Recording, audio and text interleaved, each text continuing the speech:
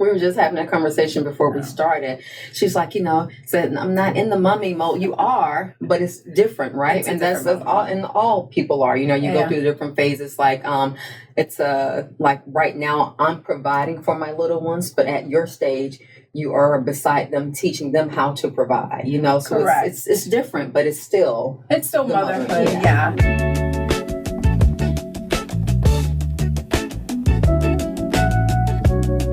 All right, guys, we are back. Episode 2 of Agents Off Script. Hi, guys. I'm Shelby Freefer, your realtor and community strategist, and I am Cathy, your local real estate agent and military relocator. Not locator, relocator. Thank you guys for coming back to us. Episode 2 we're excited about, yes. And we're going to get a little more personal this time around. So if you saw episode 1, it was about how we got into the business. Correct. Why we were here, why we're doing what we're doing. But we wanted to get a little more personal and talk about like us, our business, and motherhood, because that's in our title, right? Yes, we are mothers. And the good thing about us is that we're in 2 different stages of motherhood. Mm-hmm. So it's, we can definitely speak on 2 different wavelengths of motherhood. We were just having a conversation before we started. She's like, said, I'm not in the mommy mode. You are, but it's different, right? And that's all people are. You go through different phases. Like, it's like right now I'm providing for my little ones, but at your stage, you are beside them, teaching them how to provide. So it's different, but it's still motherhood. And some of you know that my children are in the military, so I will be having my grandkids. So I will actually be jumping back into that motherhood phase for a little while. And I have no idea how I'm going to work my schedule, right? Because when you have kids at home, they kind of make your schedule. Mm-hmm. And because I've had no kids at home for so long, my schedule's everywhere. So it's going to be hard for me to kind of like hone in and build a schedule around the grandkids. But you're making a plan for it, though, like the process for it. And I guess the good thing about the flexibility in our business is that we can make a plan around something like this, even though you probably didn't anticipate, getting back to the providing for stage in life when it comes to the grandkids. But the flexibility of being, entrepreneur or a realtor, it allows you to do that. So that's the blessing in it. Yeah, but just stand by for some videos with a kid over here, me on the phone, just stand by for those. That's episode 3. Stand by. Send the babies. Hey, you know what? By all means, we may bring them in here. Yeah. That'll be our first interview, our kids, and they'll tell you how it really is. Oh my gosh, that'd be so much fun. It's funny because they hear the phone calls. So it'll be interesting to see what your grandbabies pick up, because my little will be in the car and the phone call, a call comes in. And I'm just like, for a second, and it's on speaker and we're talking, and she sees my face on the conversation and she hears what they're saying on the other end, because it's not always the best conversation. Correct. And she's like, Mommy, I can't believe. I was like, baby, I know, just give me a minute. No.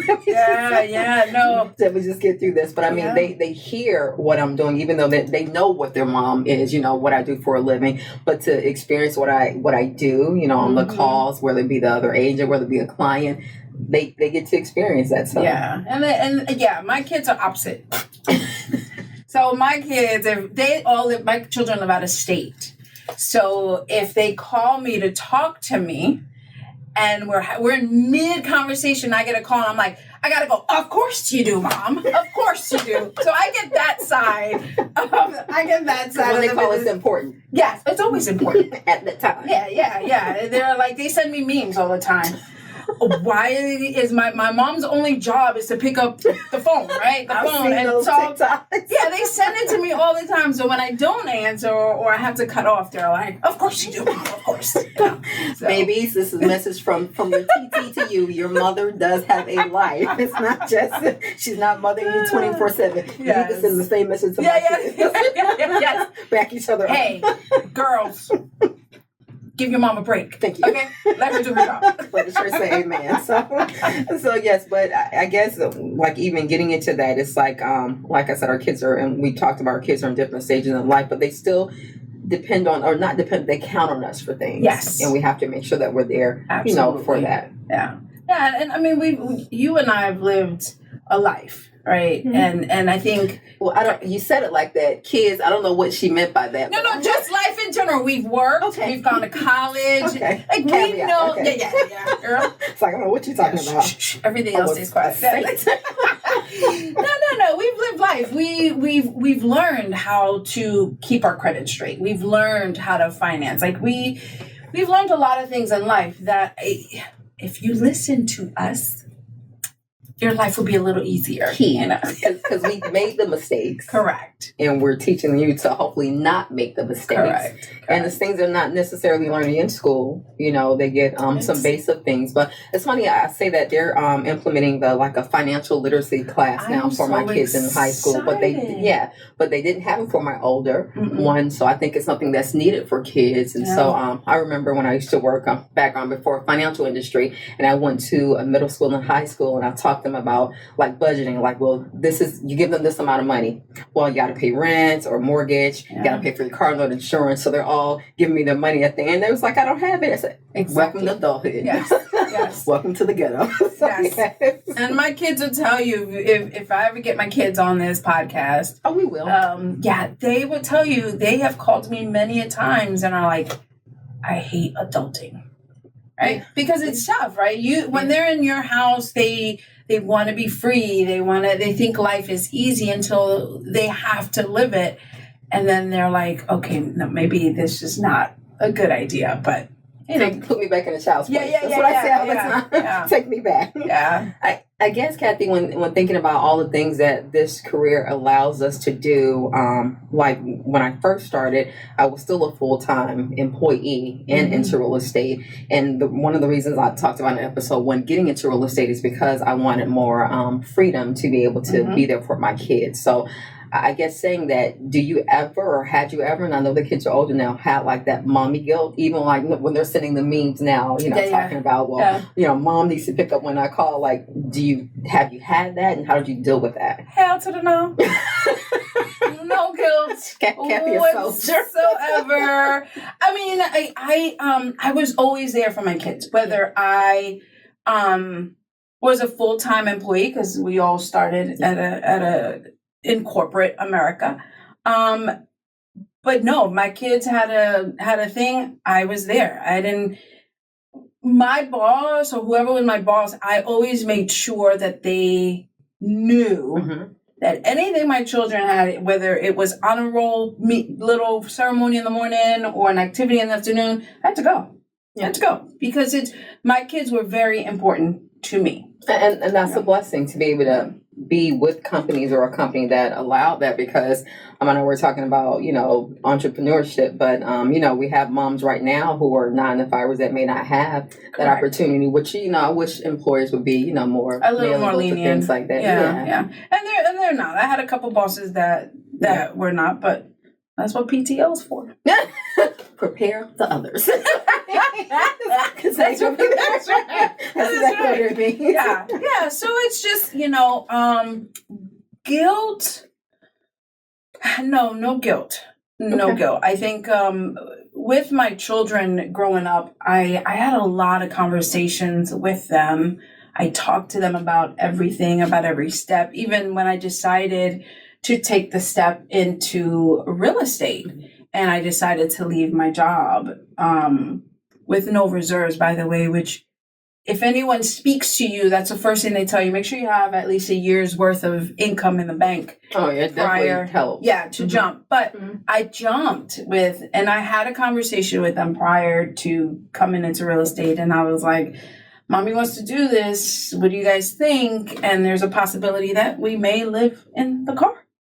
Because I didn't know what was going to happen. The kids were no, they were very super supportive. Okay. And then they were in high school. So for them to say, hey, Mom, we got you. We know you could do this.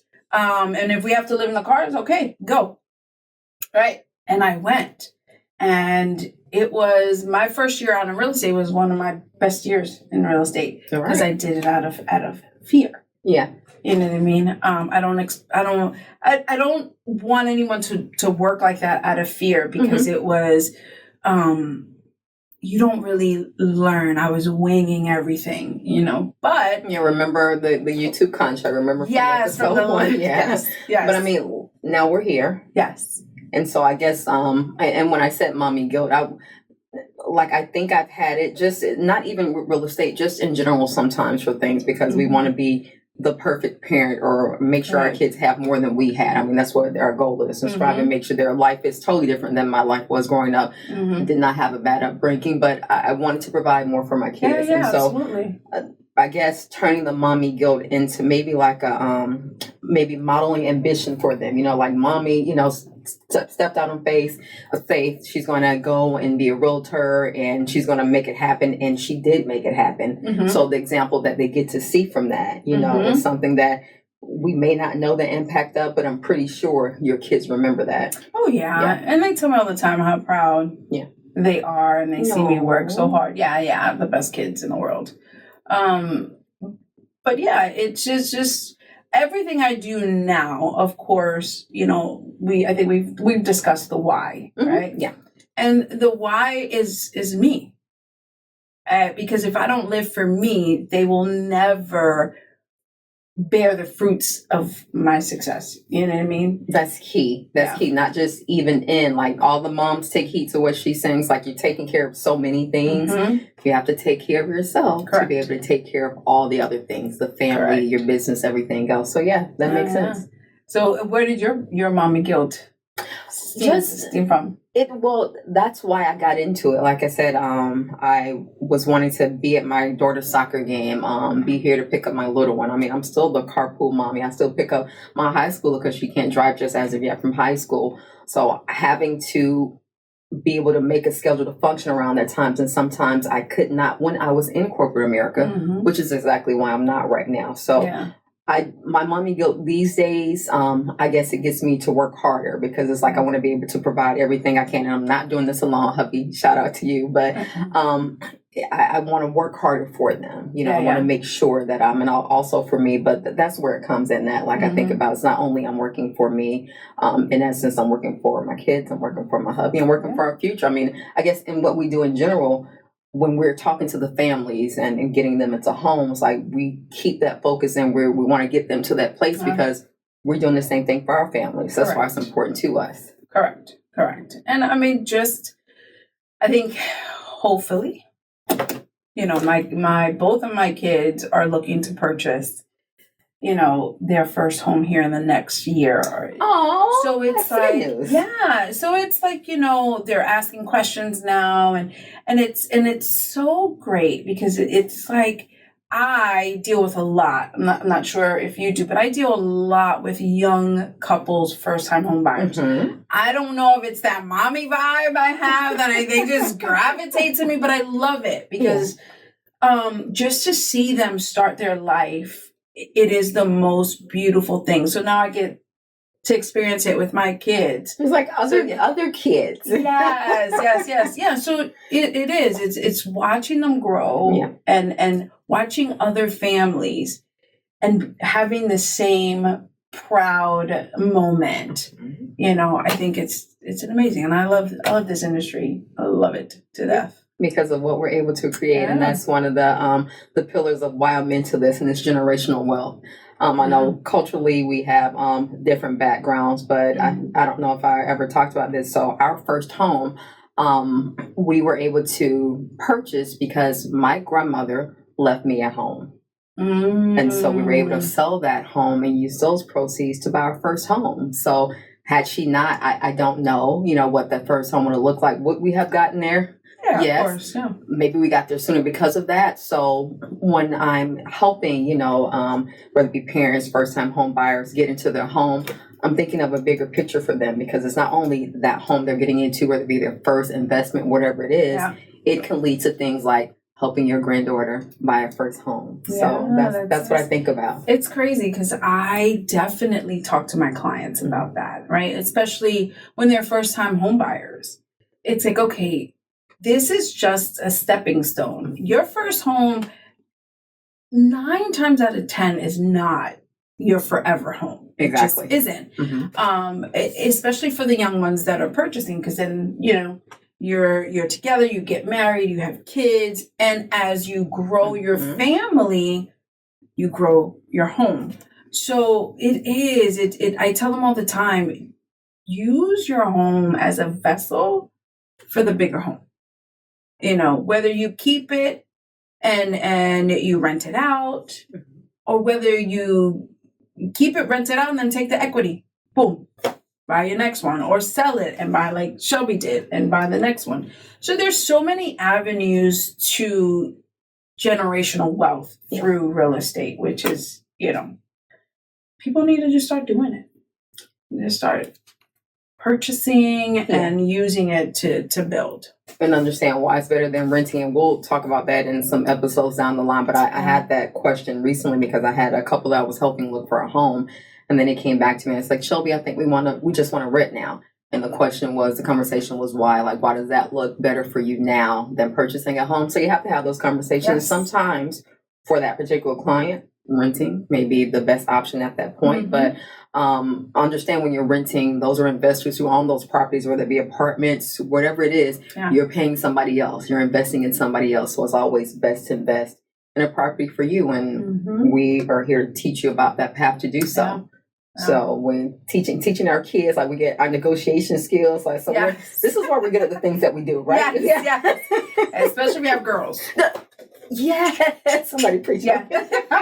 Yes. And they will make you sharpen those negotiation skills to the end. Okay, to the end. Yeah. They're like little attorneys, and I don't know. It's like, and don't forget anything by all means. Don't forget to clean or something, to pick up or something. But if you forget, anything, it's like, well, how you remember that? Because I know I asked you to take the trash out. It's still 2 days ago, and it's still there. Yes, let me tell you, the kitchen countertop is the court.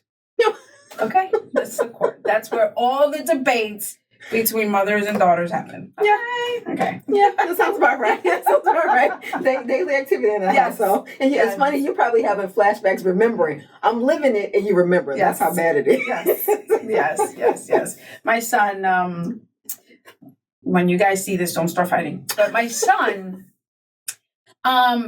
he never debated. Interesting. Never debated. I would say no, and he'd go about his business. Now, I don't know what he said in the room. He didn't say it to your face. He didn't say it to my face, right? Where my daughter growing up would be like, but why? But why?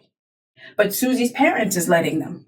And why can I go? And you're the strictest mother in the whole universe. You don't let me do anything. And I'm like, well, I'm not Susie, Bobby's, I'm not their mother. I'm your mother. Right? So those are the conversations we had. So my daughter, I'm not going to say she hated me growing up, but she thought I was the worst mother, strict, not worst, but the most strict mother amongst her friends. But I mean, I really wasn't. But she was my baby. And when she looks back on that now, because again, don't talk to her about that now, because she'll probably tell you a whole different story. She'll probably say I beat her.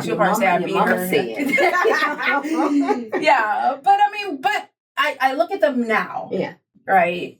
And this is probably in a few years, you and I will probably have this conversation with your children living their life. But I look at them now and the humans that they are now.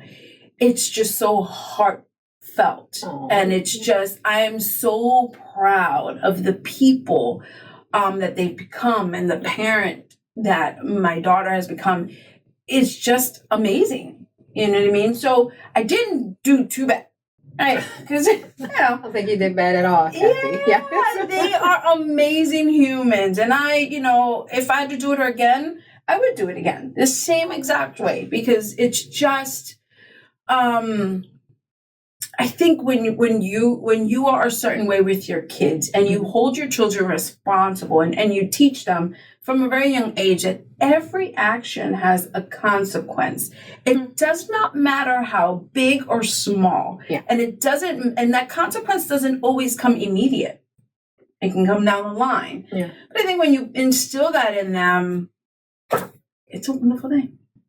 It's a wonderful thing.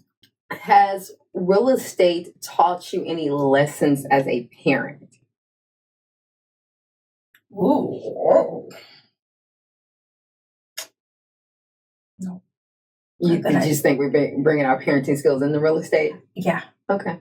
Yeah. Okay. I don't think, because my negotiating skills came from being a mom, and a significant other, because we debate that other half. So, honey, I didn't. But yes. Sorry to bring that up, but yeah. If you know, you know. Yes. You're right. So it's I think real estate.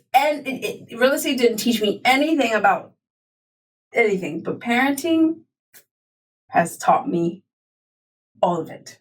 Yeah, all of it. And I definitely can agree to that. I still have a ways to go, Cathy, to get to where your babies are. And I hope to, and our girls, I know you're going to see this, to that we're providing enough for them, that I have my good living humans out in the world, and they're, putting more light into the world than not. And just I'm able to grow and provide for themselves. Do you think that your kids would ever do anything real estate related?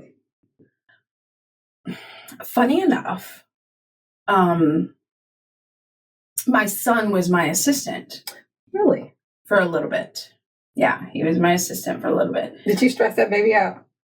Did I stress you out? Comment. Call me. Comment on the bottom of the video. I don't think I stressed you out. But he was really good. And he thought about getting his LO license at one point. And so did my daughter. Okay. Of course, they didn't move on that. But, they're so young. Who knows?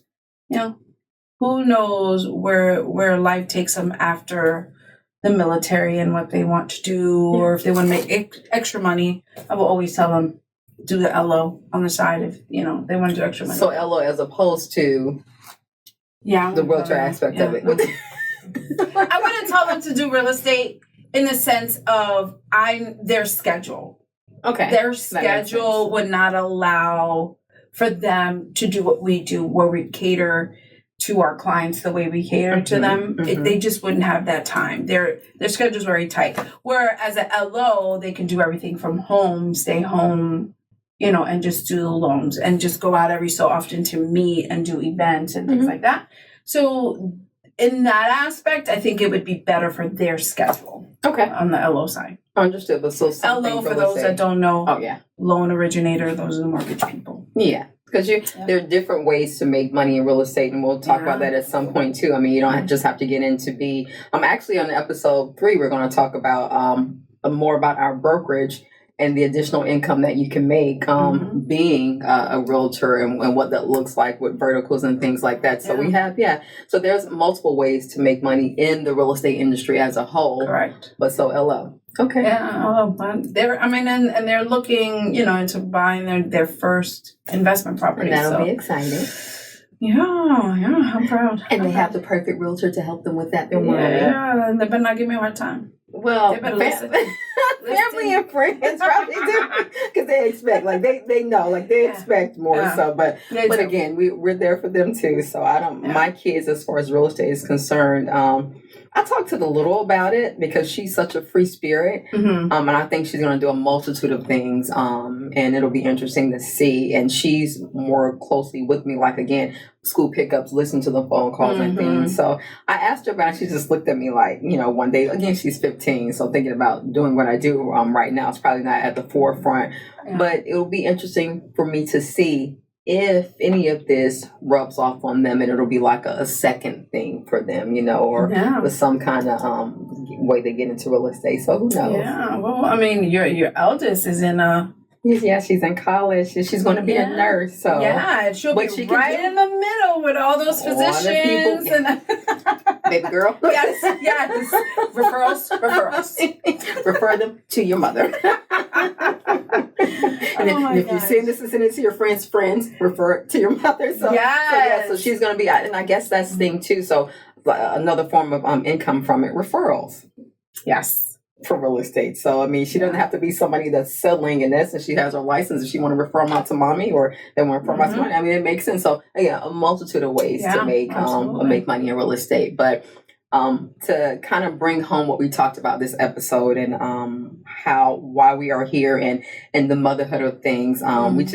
What we like to do is we like to provide stability for the families that we come in contact with, because that's what we provide for our own. So if you take anything else away from today's episode, that's why we're here and that's what we do. So, Cathy, thank you for another episode. Yes, girl. And we got plenty more to come. So you guys, check us out on the next episode of Agents Off Script. Until next time. Bye-bye. Guys, thank you for joining us. Check us out next time on Agents Off Script. And don't forget to like, subscribe, follow, and also leave us some comments to let us know what you thought about it. Until next time.